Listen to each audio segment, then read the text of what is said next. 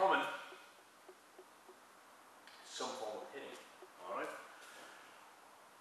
What they all have in common, at some point somebody is going to strain the wrist. Okay? We covered in a previous video joint mobility. We'll spend a bit more time on the wrist, and then I'm going to show you a couple of drills. One using the kettlebell, and then a couple of bodyweight drills that I personally enjoy and have used to keep the wrists injury free. As a young fella, you know, I'm not a big lad, I was always a little on the skinny side. My wrists were always in shock, particularly, you know, I grew up doing traditional karate, Japanese karate. You know, it takes its toll on the body.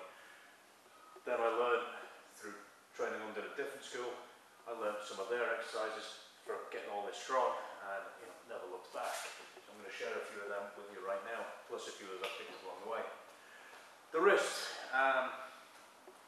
If you work at a desk, chances are you're at a computer, given all this, RSI, the whole shebang, carpal tunnel syndrome means your bones here don't line up right. You know, it's an area that is prone to damage, particularly in the modern lifestyle. It's the reason boxers wrap their hands up so tightly is to support that wrist, all right, to maintain that straight line. If you hit with this, you know, up or down, you will know all about it. So what we're going to look to do is build that structure right there, all right. First, what we're going to do is mobilize the wrist. It is supposed to be a mobile joint, all right, and the best way to do it is nice and simple circles. Okay, both directions, forward and back.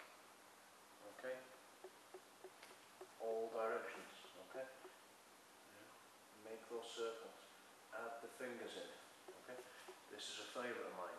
Squeeze, expand it, and squeeze it. Okay, this is a favourite. This works everything going through the wrist. Okay, of course, go there and back in.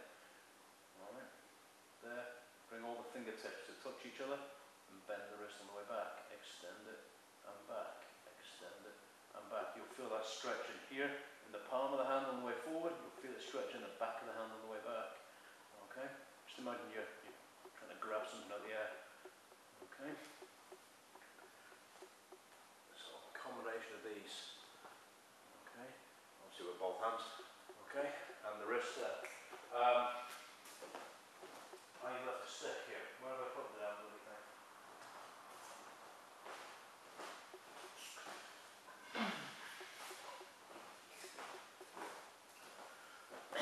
We work with Filipino martial arts an awful lot in here.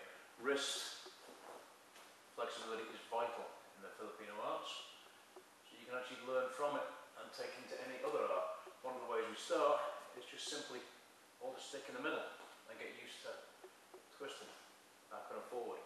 As you get stronger, work your way down towards the end until you're working a full fanning action. Okay, same thing, the circle. Okay, work in the circle.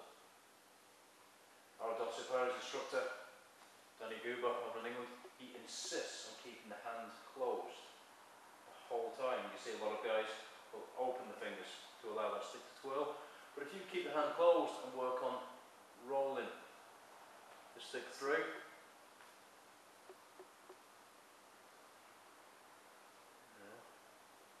figure of eights, change direction. Okay. We'll keep the fingers closed. You'll force the wrist into a greater, or you'll encourage the wrist into a greater range of motion. The stick's a fantastic tool for that. And you can just work forward and backwards, hold it the other way, work forward and backwards. Okay. Use the reverse grip for these. And again, force or encourage rather further range of motion. Alright, that's using a stick. That's the mobility aspect of it. You can't beat the Eskrima drills. You know, any Eskrima drill will tell you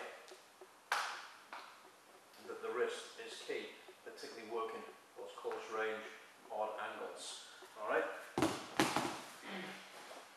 We're working the strength, we come to one of our favourite tools in here, the kettlebell, and we work the bottoms up position. Okay? The bottom's up basically means the kettlebell is upside down, which means all the weight is now above your hand. You will have to, as that weight comes up,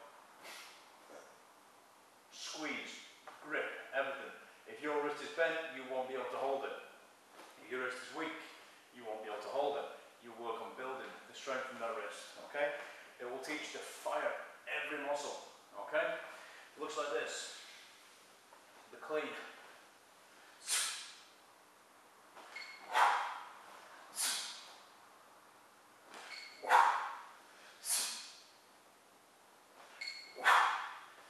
Okay? See how as it comes up, bang, everything has to lock off, okay?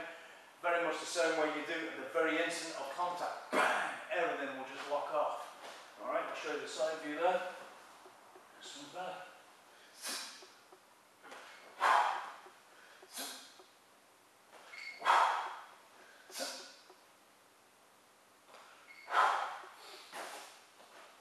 If you're a bit stronger, if you want to develop from there, you can then bring it into a press. These ain't easy, alright?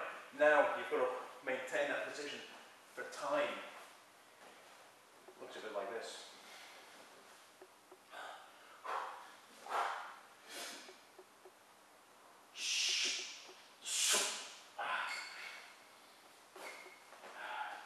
Looks a bit like this.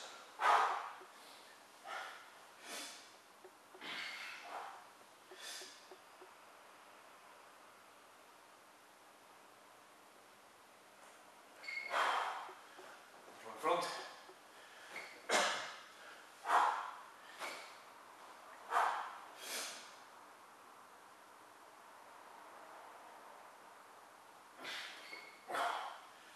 Okay?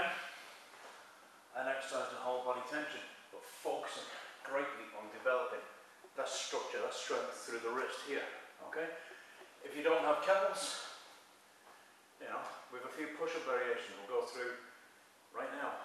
Okay, just hold on a second, we'll move the camera.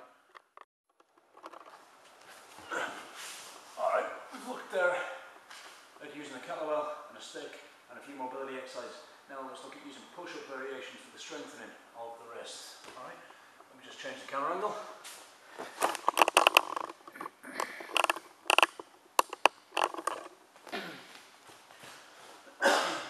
Okay, the first, most simple knuckle press-ups. Okay,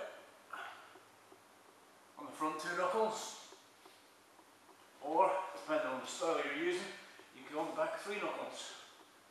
Depends on the style, you know, which style your system prefers. The argument of you hit the front two, the back bottom three, I think is a void argument. If you've ever been around, you know it's a bit chaotic. Chances are you can hit with all of them. All right.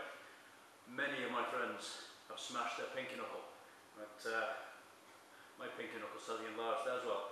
All right, because I spent years conditioning the front two, forgot about the bottom ones. All right, work them all.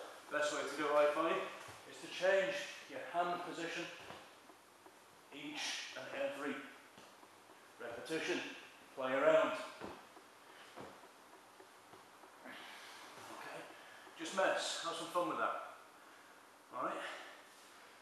Going more specifically into the wrist strength. Take your time with this, build into this slowly. Alright? Where I've got a nice matted floor here, you might not have the luxury, I recommend you try it on a carpet or something. Alright? From here, you roll forward towards the thumb side, come back to the middle, come back onto the pinky side, right onto the hammer, the base of the bottom of the fist. Come back up, roll it through onto the thumb side, back and down. Take your time building into them. You may want to start on the knees just to get the action and then gradually increase the weight as you would do with a beginner doing a normal press up. Once you've got them, you can move on to the back of the hand press up. Now these take a long time for a lot of people to get. I got these off Charles Chasson, Seb, over in Paris. when I was practicing their silat system, and you hear the back of the hands, they do this every single warm-up. There's several variations. I'm going to show you the simple one. Okay? Any Aikido guy will be doing these. Put the weight, the top part, not on the knuckles, the top part here. Alright, and again, you need to start here and then gradually walk your way back. Okay? And from there, it's just a simple matter of doing it from press ups. Okay? You can change the angle.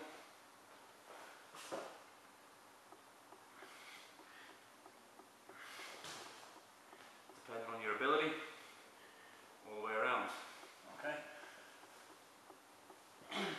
Once we get there, you can play.